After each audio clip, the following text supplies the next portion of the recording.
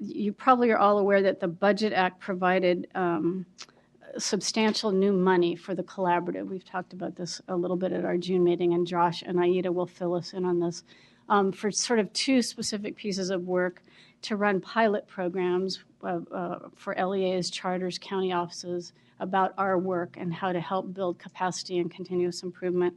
There's a very specific requirement that that pilot plan be approved at this meeting, so we will be asking for action after all of the discussion. We need to provide substantial feedback to Josh on the professional development plan because that has to be approved in October. And then as all of us feel very strongly about the services to English learners, Superintendent Torlakson and his staff will make a presentation on their priority relative to English learners. So all those will kind of fit together, and then my hope is at the end of those presentations, then we will take action specifically on the pilot and then provide additional direction about the next step. So if that makes sense for everybody, I'm going to turn it over to Josh. Thank you. Computer, so.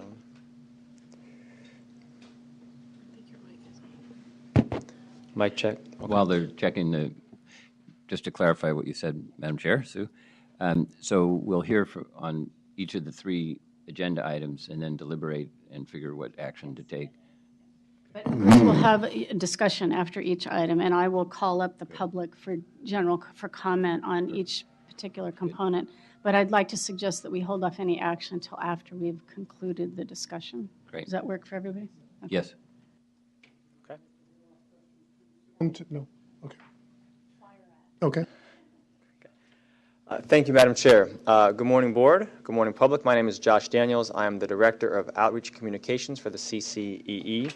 Very excited to be here to present this plan. It's been a lot of work to get here, and we think it contains a lot of really good ideas. For the members of the audience, there is a hard copy of the presentation outside if you would like to follow along that way. I have added a couple of slides in anticipation of potentially some comments, and that will be uploaded to the website after this presentation. All right, so just to give a brief overview of what I'm going to be speaking about today, I'm going to start with some background on how we got here to expand on what the chair said. Then I'll talk and go over about each of the four components of the draft plan. My suggestion would be that at the end of each component, if there are questions about that particular component, we engage in discussions, although, of course, at any time, feel free to go back and forth if you so desire. Then the final slide on next steps. My presentation does not include a discussion about the input process, but I have included some slides in case you do have questions about that. It was fairly extensive, and I'd be happy to talk at length about where we started, the stages we went through, and then how we got to be here today.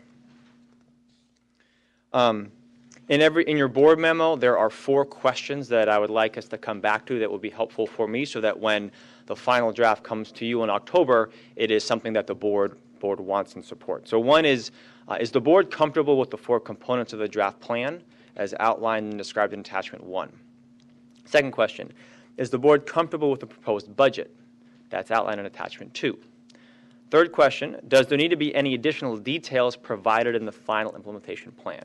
So I've tried to, as much as possible, include the details, but there may be others that, as a board, you feel needs to be fleshed out or added. And then lastly, to the extent that there are questions about the input process, please let me know. I'd be happy to talk about those. So 3 slides to focus on the background.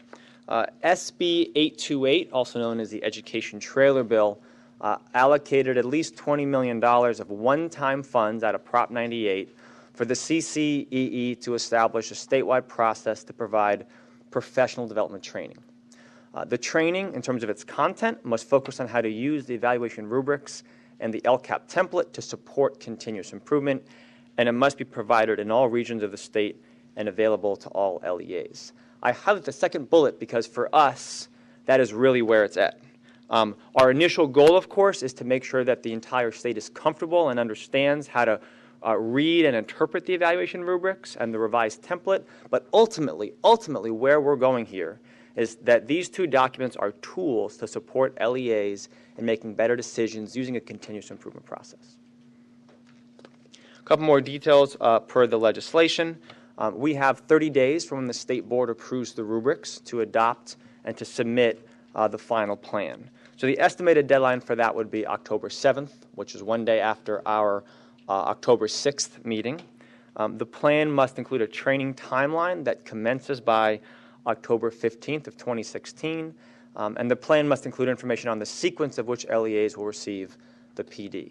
I want to just briefly highlight the October 15th piece of it. We'll get to it later, but as the rubrics will not be approved until early September, the actual trainings themselves may begin after October 15th, but the timeline for preparing for that has basically already begun. We've already had some meetings discussing content, so we're certainly going to meet that condition, but just to be clear that the trainings themselves may begin after October 15th. Josh, in regards to the content, who's developing that? We haven't seen a template or anything along those lines, and so what's the process for the content?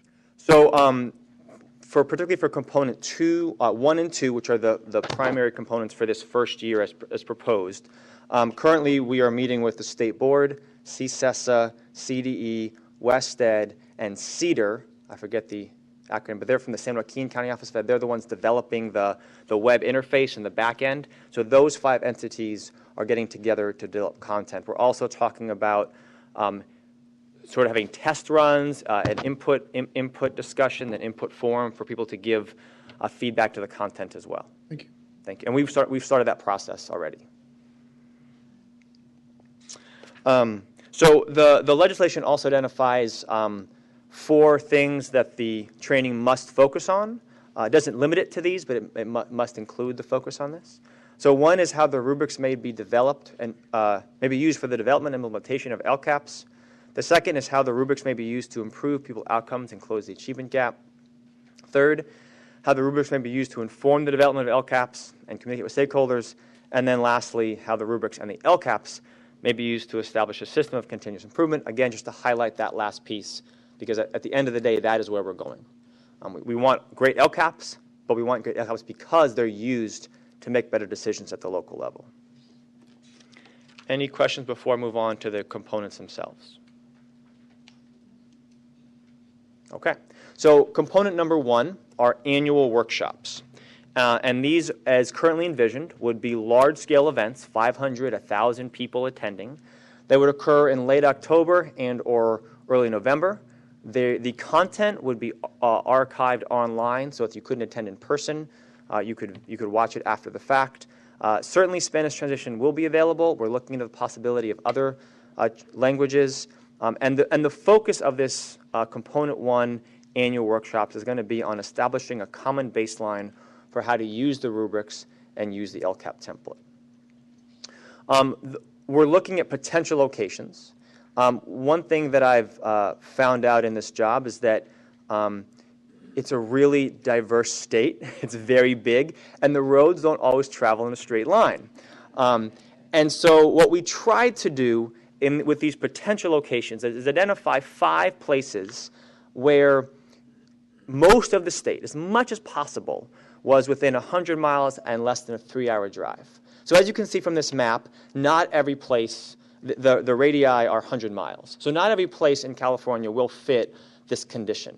But we were also limited by where there are locations to house 500 to 1,000 people, and that's not as many as one might think.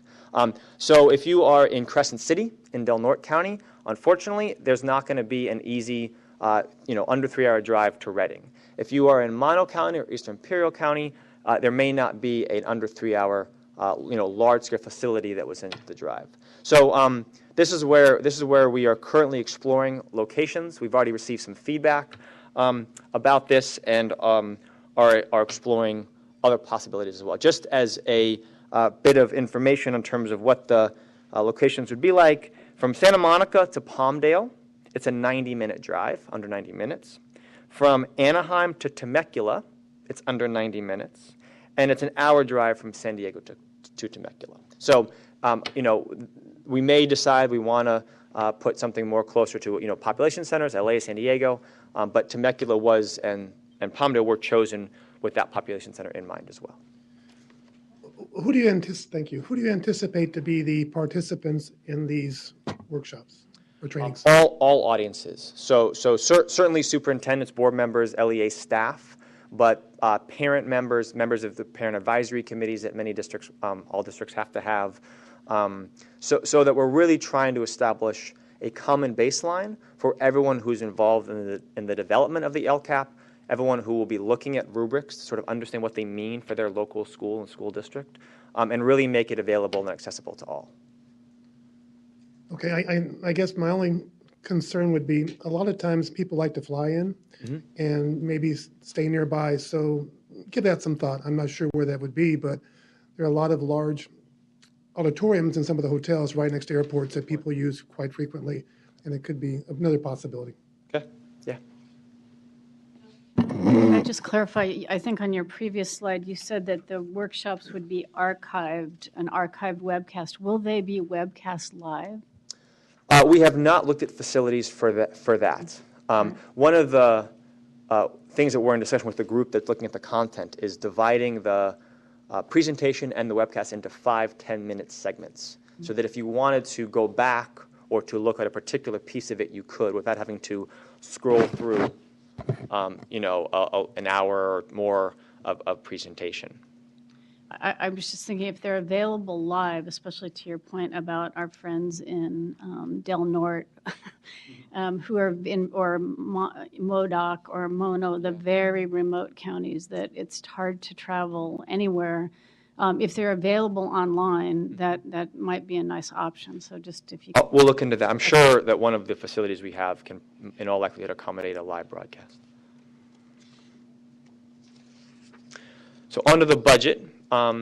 This is a very preliminary budget, but we've identified on an annual basis there would be 5 workshops. Our estimate would be $75,000 per workshop. Set aside an additional $100,000 for website, materials, travel, online registration, handouts, things of that sort. Because this is still fairly new and flexible, we've included a 5% contingency for every piece of the budget. That way we're not overpromising, but we can, in fact, we might be able to do more if the budget is appropriate. And over the 3 years, that would be $1.5 million. Okay. Okay. So any other questions on component 1? Okay. So moving on to component 2. We've struggled a little bit with the language of this. The way that it's written in the plan is collaborative trainings for local trainers. So what that means is you'd have a series of what you might call calibration trainings for those individuals or entities that provide training at the local level. This is primarily county offices, but not exclusively county offices.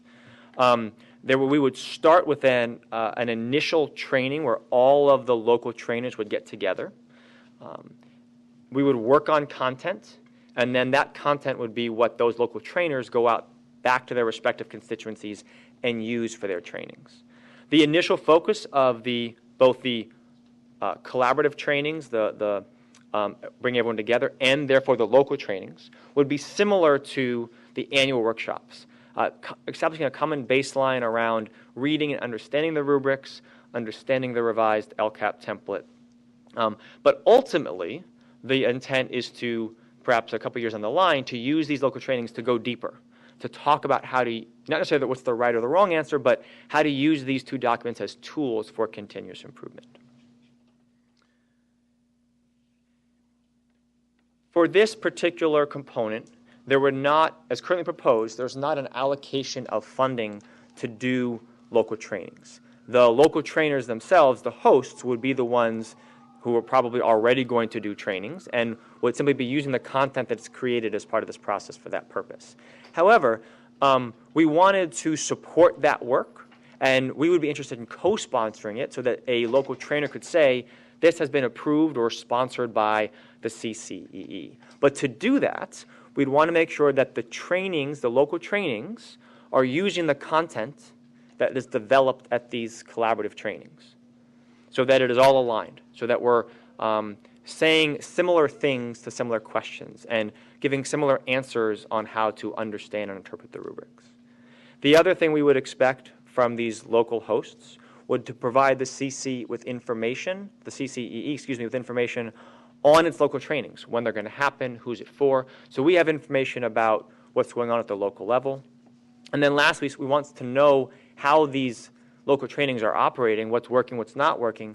We would ask if they administer surveys so that both the local trainers and the CCEE can figure out how to improve the practice. I want to be clear, though, it's not going to be used to say, therefore, you can't do any more local trainings. It's not an evaluation sort of approach where we're going to say you can no longer participate. It's simply this is how you get better. We're trying to model that sort of support. Yeah, I do. Please. I see this component more important than the networks, actually, because this is where the rubber meets the road. And by not identifying the qualifications or who the trainers should be, I mean, you mentioned county offices over here, but may or may not. It somewhat concerns me about the implementation, and the fidelity of it. I would probably be more comfortable if we, outline or designate certain key people in counties or districts, because that's where the relationship is built. And I think it's critical we're going to be on the ground discussing these in the counties or in the regions. So I know this to me is more important than the networks to some degree. And I don't know if that allocation is too small, but just something to think about as you move forward. This is an important piece. For example, I'm a county office, and I'm thinking, okay, even though I have an LCAP coordinator, would I give her more duties to do the training as well, when she's already pretty maybe impacted? I'm not sure. But I need to determine who the most effective person would be in delivering this model to my county or the region, however you want to develop it. Just taking notes. We should probably outline the qualifications of what we're looking for too in that individual, I would think. Maybe a background in C&I or background in analytics or data or something of that nature. Thanks, Josh. So the issue of sort of quality control and alignment across who is trained has come up a lot in the input sessions. And we had a number of robust discussions about it. And the current plan, and obviously the board gives direction, so we will include in whatever the board directs. The reason that we were comfortable including more than just county offices and who could be a local trainer was for a couple reasons. So obviously, if we would hope, and we work with CSESA and any county office who wanted to do this. So all 51 counties that have approval responsibilities for LCAPs, the 7 singles, putting aside for just one moment, we would hope that all of those would send teams to these trainings. And if there was ways to make that more likely than less, we're very interested in having those conversations. Please, go ahead. So the other thing is that the reality is, as we all know, is that local trainings will be offered by other entities beyond county offices of ed. And our feeling at the staff level is that it is very important to include those local trainers in this process so that the answers that they're giving align with the answers that we're giving. And if they're not going to be part of the collaborative training, to sort of the bringing together to define this content, they may or may not, in their content that they develop on their own, provide answers that are aligned with the answers that the CCEE and the counties create.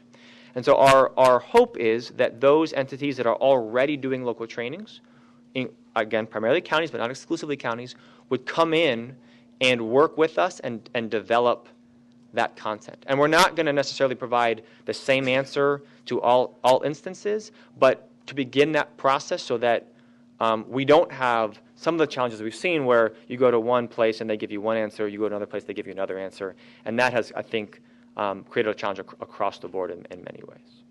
So getting just a bit granular, but I do want to get specific. So, and I don't disagree that having a multitude of trainers beyond just county offices could have some benefit. But how just maybe take a step back. So we're going to launch these trainings. These trainings are beginning.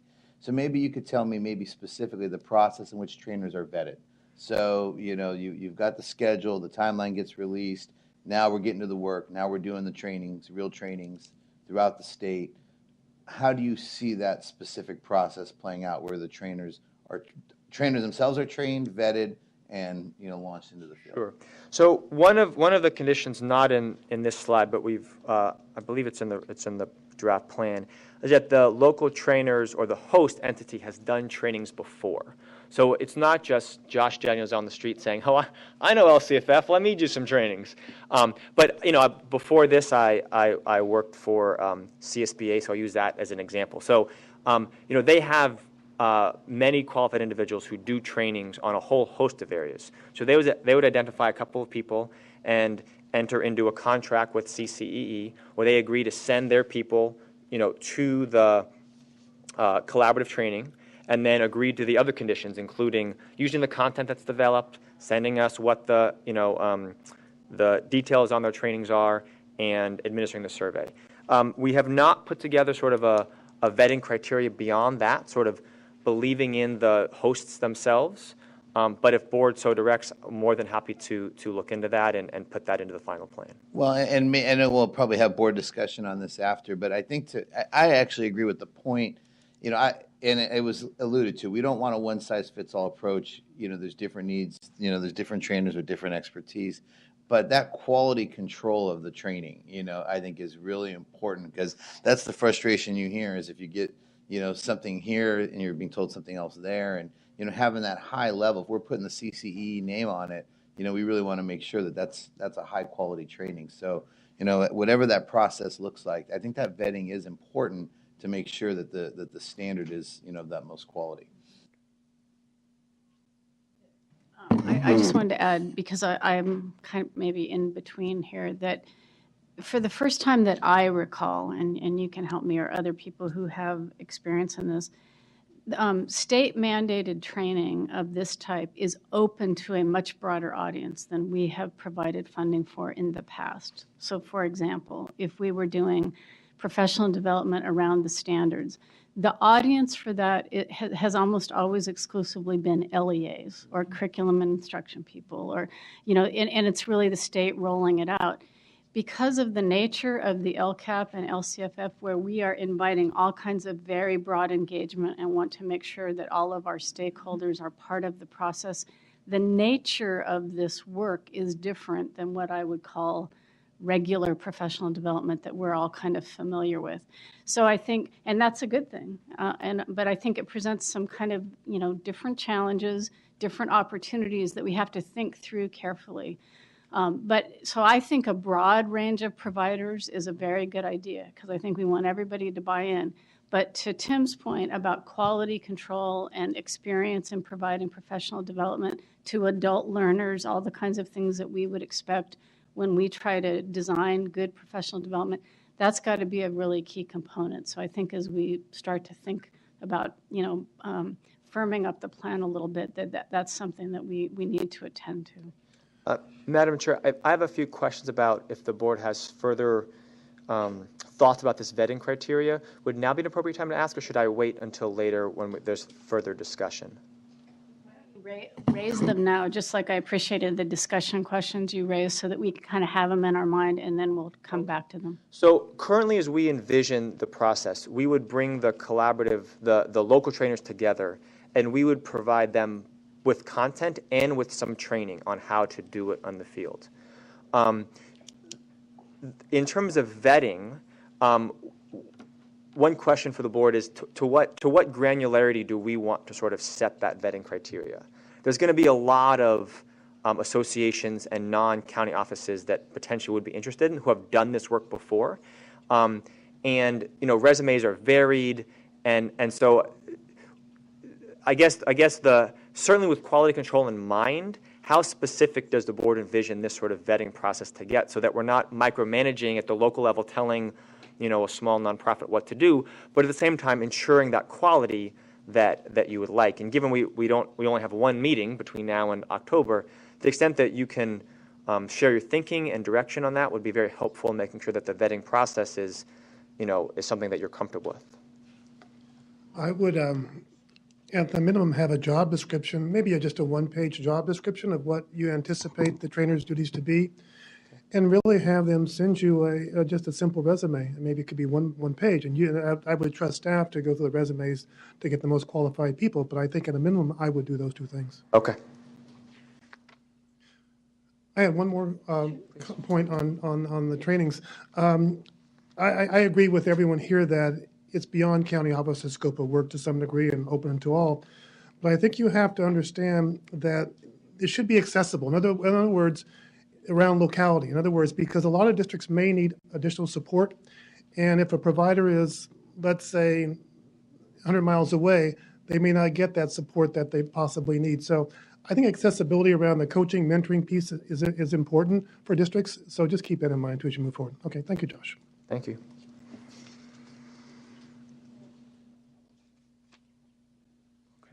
On the budget, so we would envision when this plan was put forward 10 days ago or so, the plan included 7 trainings. It was a single sort of large initial training followed by regional trainings. And looking into this more, we may need to add to those number of trainings, and that will be reflected potentially in the final plan. But currently, at 7 trainings, $50,000 per training, including reservations and online registration and materials, things like that. So about $450 total per year, additional 5% contingency, and that brings us to over a 3-year period, a little bit less than $1.5 million. Oh, sorry.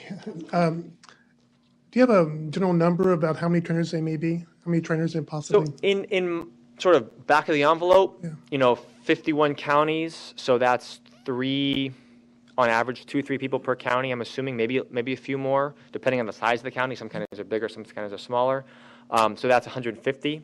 Okay. And then an additional 50 from associations and nonprofits. It could be more. But that's sort of where we're sort of at this point. And if we did regional ones, obviously each one would be smaller. It's expensive, I know, but would it be enticing to either offer a small stipend or hotel reservations or something? I don't know. I mean, it might be too expensive, but I think that as we try to, people are really pretty taxed out just doing their jobs as we speak. Mm-hmm. And I think these are going to be add-ons to whomever already probably in field of public education. So can we entice them a bit to really get the top quality piece of people in case their budgets at their district or wherever they may be, or their nonprofit doesn't allow for them to travel or whatever else it may be? Just a thought, Josh.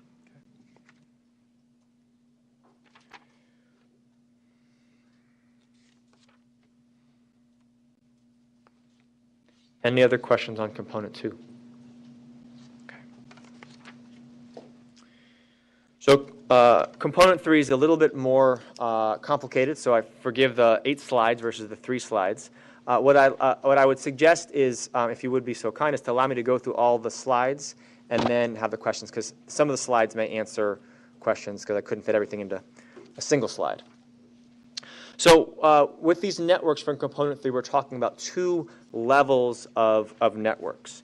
The CCEE would contract with hosts of these networks, and the hosts, again, would sort of mirroring component 2, would primarily be county offices. Ideally, every single county office, all 51, would host at least one network. But it would not be limited to county offices. Other entities could host as well. The host would hire facilitators to facilitate these networks, and the host would select the grassroots, the participants of these grassroots networks. We don't want to replicate or replace an existing structure. So certainly if there's an existing network or an existing group, this could easily tie into that. And in fact, there's been some interest from county offices to do just that. The CCEE, however, would train the grassroots facilitators. We'd bring them together for trainings.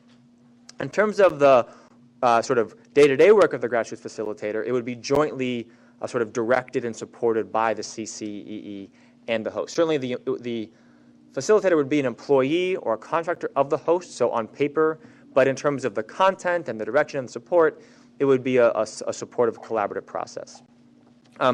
The sort of genesis of these networks comes from the idea of a professional learning community, and I'm sure all of you are quite familiar with that, but just for those who are watching who may not be, so the idea of a PLC is for a group of educators to meet regularly. This typically functions and occurs at the school site level. The impact is quite deep, but it is not quick. Things do not change overnight. And the best PLCs, according to research, focus on very specific, concrete strategies, sometimes down to a particular student. So a teacher might spend a significant portion of time in a PLC talking about how they are working with a particular student in their class, getting support and ideas from other teachers within the PLC.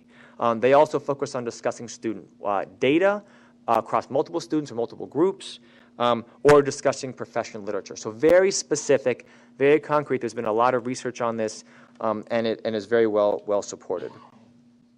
Unlike Components 1 and Components 2, the focus of these networks, which we'll get to, but we'll start in years 2 for the most part, is about that deeper work. So once you lay the common baseline, the common foundation through Components 1 and 2, then you can begin that deeper work around how to think about your LCAP process, how to understand the rubrics, not from a compliance perspective, but how do we make better decisions with this data? How do we make better decisions with this input we get from our community? How do we make better decisions by evaluating what we've done and seeing whether it's had the impact that we want? And so the PLC approach and the model that we're envisioning would really be a high quality way of getting at that work and changing practice at the LEA level. So these are the anticipated criteria. We would do an RFP for this process. So one, we'd want to know who's attending, what participants are going to attend for a network. We want written commitment from that. There'd be minimal attendance expectations. The current RFP proposal, or as our thinking goes, is that it would be expected to meet in person or virtually twice a month. There's been a lot of discussion around sort of this condition. Initially, it was weekly, and everyone almost got walked out on a couple of times. But this was actually one of the great parts about the input process, that there was very good feedback about this. And we want there to be enough meeting and enough contact to create that trust, to create that peer-to-peer network and that peer-to-peer accountability, so that you're not just meeting every so often and in between you're going back to your regular job, but that this is sort of integrated into how you think about your regular job, just like a teacher would if it's done well at the site level.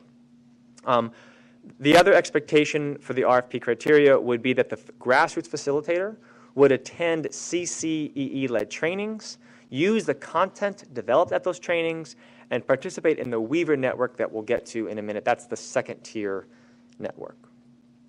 So the timeline for grassroots networks. Initially, this was thought to start this year based upon a lot of good feedback and the awareness that this is a 3-year plan. The decision was made to start it in the 17-18 school year. So the RFP would be drafted and released in spring of 2017. The networks would be selected at that point. Summer 2017 would be the training for those grassroots facilitators, and then the networks would start meeting late summer, early fall. I should say that our desire would be that this is not a competitive process, so that as many networks could be created as possible. The only constraint on that is one of money, basically. And so there's a caveat in the plan that says if the demand for this exceeds the ability for us to supply it, then we would have to sort of revisit that question. But we would not want to limit, for example, take your county from doing a lot of networks if they really believe in this, or doing one. We want to make sure that it's accessible and available to all. That being said, there were a number of counties that were interested in getting going this fall. And so we included the idea of early adopters. And when the plan released, I got a few emails, and there are already a couple of counties with really interesting ideas interested in this piece. And so the idea would be that they would start meeting by January of 2017, so this upcoming January. There wouldn't be an RFP, but there would be a contract, and the criteria would be similar. And this would allow us to get a sense of how these go, but also for the field sort of to see how successful they are and get excitement and interest in this idea. Moving on to the Weaver networks. So this is the second tier network. So this is, again, it's a PLC modeled network, and the participants of these networks would be the grassroots facilitators themselves. There would be a facilitator, a Weaver facilitator, that would be hired and trained and overseen by the CCEE. And these networks and this facilitator would support the grassroots facilitator in their work. Running networks is not easy. It is difficult to do with regardless of the number of participants. And so providing them with support and resources and advice we think is really important. It would allow participants in different networks to be connected through their Weaver facilitators, and it would allow us to aggregate and disseminate information statewide in a much more aligned way, so that we could have a sense of what's working and what's not working in Trinity and in Riverside and in San Diego and in Sacramento, and see to what extent there's patterns, and push out information that we think would be helpful across the state. This is an optional County of Education add-on, is what we're calling it. It would provide additional funding to counties for their LCAP teams to work deeper one-on-one with a district or two in their networks. So a county office would create a network, and a couple of districts within that network that participate in that network would then apply along with the county for this money. But the money would go to the county, and the county would use it to provide additional support to those districts. So this is our estimate of the numbers of networks and the numbers of county add-ons for the 3 years in the plan. In the 16-17 year, there would simply be those 10 early adopters, which would require one Weaver. Our estimate is that there'd be one Weaver per every 10 grassroots networks. We want to model continuous improvement, and so we wouldn't anticipate that every single network would continue year to year. Some networks might fail because of attendance. Some networks might fail because of staff turnover. Some networks might fail because we're not providing the right support. So I don't want to create an expectation where every network will continue perfectly, that there will be no issues or challenges. There will be, and so we sort of built that into this estimate. In the next year, 17-18, the first sort of full year, there'd be 45 for a total of 50 networks, and then in 18-19, you'd have a total of 75. In terms of the county add-ons, that would happen in year 2 and year 3, and we've budgeted for 500 county add-ons. And this is the budget. It comes out to be $13.5 million over 3 years. And now, thank you for your patience. I would love to entertain questions. Josh, just, I don't know if you can go back to the slide, but the criteria, the anticipated grassroots criteria. Yes. I would hope that, and I think this is your intention, and maybe we just didn't talk about it, that one of the criteria would be that the networks address the priority students in LCFF. So as you know, we receive additional funding for students who are economically disadvantaged, foster youth, and English learners. So I would hope that we would be quite specific about those are the priority students with whom these networks should be working to ensure greater success. Yes, definitely. Okay. Forgot to mention, but thank you for clarifying. Okay. Oh, a couple of questions. I see that in SB 828, they asked the CCE shall conduct a survey of school districts, county office of education, and charter schools on how they use the evaluation rubrics, during the 17-18 school year. So my concern is this: the state wants this data. We don't roll this out into the same year. You're going to have a hard time getting the state accurate data about the progress of the template and rubrics and so forth. So, and there's, and the budget backloads 18, 19, and more in 17, 18. So it's a thought. I mean, is there a way to push up those? I know you're going to have 10 pilots, I guess they're called, and that may suffice. But I think those timelines don't jibe with what the state's expectations were. It's a point well taken. I'm looking at my colleague over here in case she wants to jump in. But I would say that there's a valuation piece that we'll get to in a little bit, but we'll be doing lots of surveys.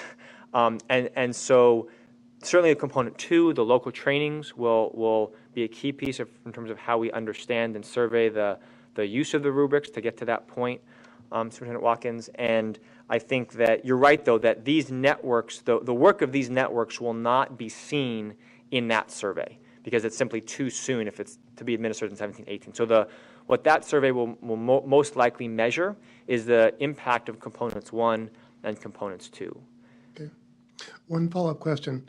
Conceptually, I like your ideas. I think, again, implementing those when I know that even me in my own county, I have a difficult time pulling superintendents, assistant superintendents, NGOs, whatever it may be, together. So I think we talked earlier about the public relations piece and getting information out to the public on how we roll this out. Mm-hmm. I think it's key that, maybe through EdCal or AXA or CSBA, as you talked about, that they all know what the expectations are of the districts in the state of California. Otherwise, it may be a rocky rollout because everyone has their annual calendar already pretty much set, maybe for a couple of years. And this will be an add-on to that. Yeah. How do we get the enthusiasm and excitement around that? So just a thought. That's your job, Josh. But I mean, just that actually reminds me. Thank you for sort of sparking that. So when we had 3 input sessions, and I'll digress just slightly for this point. In the first input session, for the most part, no one knew what was coming in terms of the content of the draft PD plan. So then people were sort of intrigued by the networks. Many were educators, so they knew of PLCs and they had a sense of how that might work. But if you looked at the surveys that we did of the input session, only about 2/3 of the attendees at the first input session said that they would be interested in hosting one of these networks. But then they went out and they talked to their colleagues and their peers. By the third input session, 100% of attendees said they wanted to host networks. And so I think as the word has gotten around, the enthusiasm has built. And the fact that I've already received emails from county offices about what sort of networks they want to create, I think demonstrates that there is a desire for this in the field. And there's been a remarkable level of creativity in terms of creative ideas around how to structure these networks and focus these networks that I think is really exciting and really demonstrates that there is a need. And I would say that certainly collaboration between different types of entities is an area where there's a lot of potential. So, a CSBA and Santa Cruz County, or so that's not just the single entity doing by itself a network. Certainly, I think for county offices, we would want county offices to do their networks, but they could do more than just that. And the ability to sort of build capacity through those relationships and connections, I think, is really promising. Okay, one more follow-up. I think the connection with the districts is really around student achievement and what Sue said, the subgroups we talk about. I think if you want them at the table, what are they going to get out of it? What benefit will they get from this host network? Basically, they're going to see improvement in their schools, and so I think that's a real key piece as we move forward. Not losing the fact that we want all all students to succeed, but also the ones who are targeted. Okay, thank you, Josh. Thank you.